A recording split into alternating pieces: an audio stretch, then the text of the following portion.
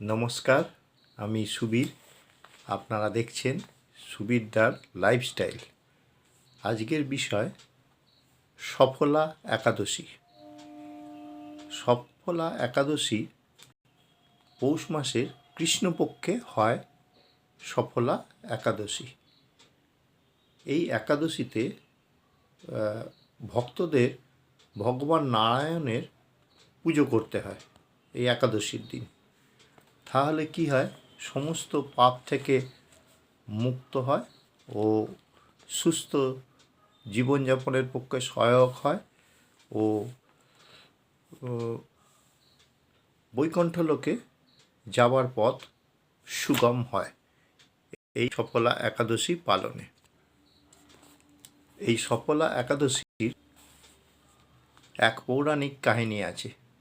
সফলা একাদশীর ব্রতকথাতে এই পৌরাণিক কাহিনীর উল্লেখ আছে।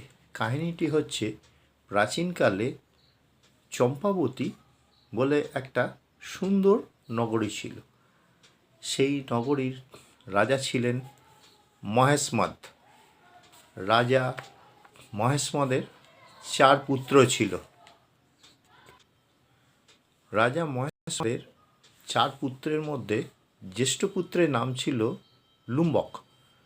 লুম্বক খুব বাজে ছেলে ছিল। সে সব সময় বাজে মহিলাদের সঙ্গে মেলামেশা করত, জুয়া খেলতো এবং ব্রাহ্মণ, বৈষ্ণব এদেরকে গালাগাল করত।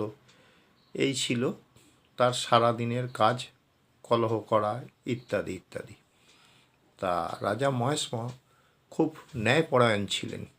তার কানে যখন এই কথাটা যায়, তিনি তখন লুম্বককে তার রাজ্য থেকে তাড়িয়ে দেন। লুম্বক ছিল রাজার জ্যেষ্ঠ পুত্র।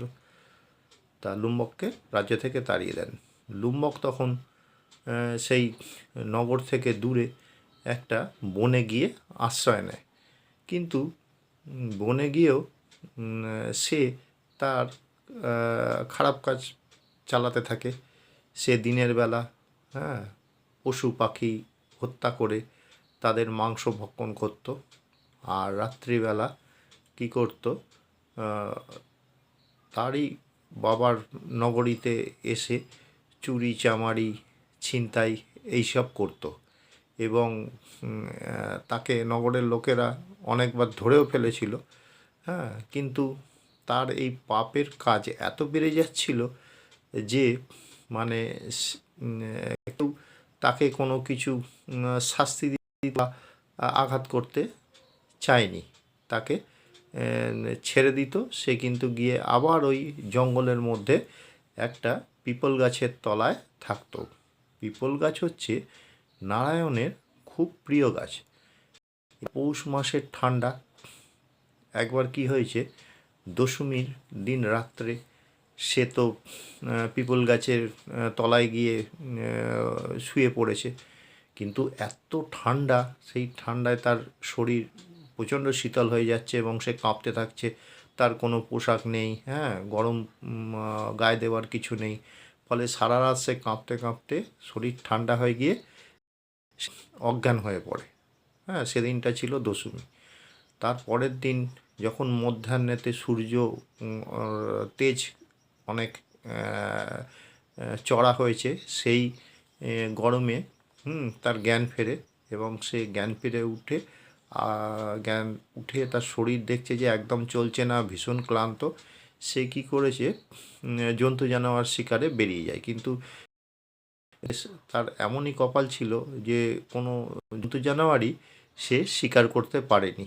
তখন সে বাধ্য হয়ে গাছতলা থেকে কিছু ফল নিয়ে গিয়ে সন্ধে হয়ে আসছে, কি করবে, গাছতলা থেকে কিছু ফল নিয়ে গিয়ে ওই পিপল গাছের গোড়ায় রাখে এবং সন্ধেবেলা প্রচণ্ড ঠান্ডায় সে তখন চিন্তা করে যে আগে তো আমার এরকম কখনো হয়নি, নিশ্চয়ই পূর্বে জন্মের কোনো পাপের ফলে এটা হচ্ছে নাকি। এই করে সে নারায়ণকে স্মরণ করে এবং সে নারায়ণকে স্মরণ করতে করতে প্রচণ্ড শীতে কাঁপতে থাকে, সারা রাত অনাহারে থাকে। ঠিক আছে, থাকার ফলে নারায়ণকে স্মরণ করছিল, করতে করতে কোনো রকম রাত্রিটা কাটিয়ে দেয়। পরের দিন যখন সূর্য ওঠে, হ্যাঁ, তখন সে দেখে যে আকাশ থেকে একটা দৈববাণী হলো এবং তার সামনে একটা সাদা তেজস্বী ঘোড়া এসে দাঁড়ালো। হ্যাঁ, তখন ওই আকাশ থেকে যে দৈববাণীটা এসছিল সেই দৈববাণীতে তাকে বলল যে তুমি অজান্তে নারায়ণের নাম স্মরণ করেছো এবং সারা রাত কিছু খাওনি অনাহারে থেকে, হ্যাঁ, নারায়ণের নাম স্মরণ করাতে তোমার জীবনের সমস্ত পাপ মুক্ত হয়ে গেছে। তুমি এই ঘোড়ায় চেপে তোমার পিতার কাছে চলে যাও চম্পক নগরীতে, হ্যাঁ, সেখানে গিয়ে তুমি সুস্থ জীবনযাপন করো। তখন বুঝতে পারলো লুম্পক যে না সত্যি আমার তো একদমই শরীরে জোর ছিল না, এইটা করার পর আজকে শরীরে একটু জোর এলো। হ্যাঁ, সে তখন মনে মনে চিন্তা করলো যে না আর কখনো খারাপ কাজ করব না। সে তখন তার ঘোড়ায় চড়ে পিতার কাছে চলে এলো, পিতার কাছে সব কথা বললো এবং পিতার কাছে চাইলো যে আর এরম ভুল হবে না। তখন তার পিতা তাকে রাজ সিংহাসনে বসালো, বসিয়ে তার পিতা তখন বনে চলে এলো।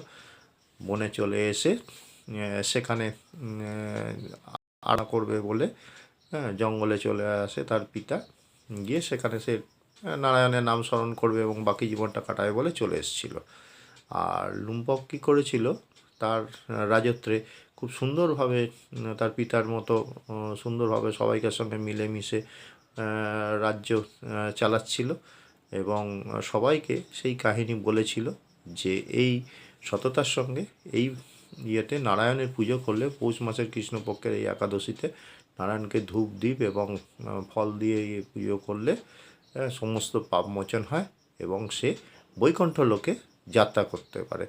এই কথা শুনে সবাই খুব এবং চারিদিকে এই মাহাত্ম্য ছড়ে পড়েছিল। এই হচ্ছে সকলা একাদশীর ব্রতকথার মূল কাহিনী। এই কাহিনীটি আমি অতি সংক্ষেপে বললাম, আশা করি আপনাদের ভালো লাগবে। যদি কোনো বাদ পড়ে যায় আমাকে মার্জনা করবেন। আশা করি আপনারা ভালো আছেন, আপনারা সুস্থ থাকুন, আপনারা ভিডিও সাবস্ক্রাইব করুন। আগামী দিনে এরকমই ভিডিও আনবো। নমস্কার।